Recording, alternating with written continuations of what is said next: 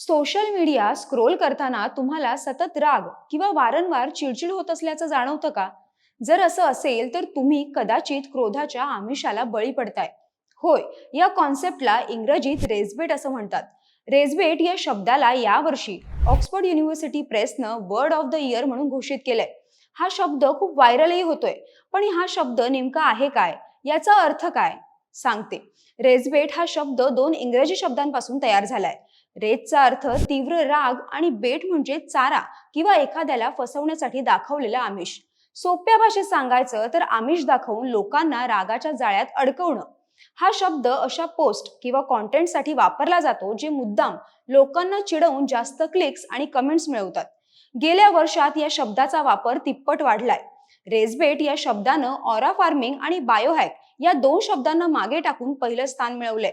Oxford university प्रेसनुसार रेस्बेट म्हणजे social मीडियावरील असं content जे जाणून बुजून असं बनवलं जातं की लोकांना राग येईल, त्यांची चिडचिड होईल, जेणेकरून पोस्टवर एंगेजमेंट ट्रॅफिक वाढेल.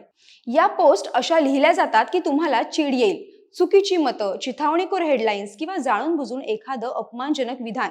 सोशल मीडियावर कित्येक वेळा अशा पोस्ट आपल्याला पाहायला मिळतात ज्यावर आपण इच्छा नसतानाही कमेंट करतो, कारण या पोस्ट संतापातून निर्माण होणाऱ्या वादाला निमंत्रण देतात. असा आशय जो जाणून बुजून निराशा किंवा आक्रोश निर्माण करण्यासाठी तयार केलेला असतो, ज्यामुळे जास्तीत जास्त लोक त्यावर प्रतिक्रिया देतील, ज्यामुळे वेबसाईट किंवा पेजवरील ट्रॅफिक वाढेल.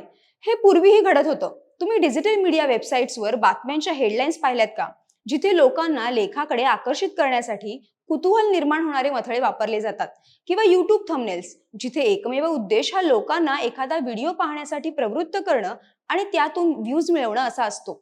याला क्लिकबेट असंही म्हटलं जातं. रेस्बेट हे अतिरेकाचं टोक आहे, जे आशयाविषयी कुतूहल नव्हे तर उलट रागाला खतपाणी घालण्याचं काम करतं.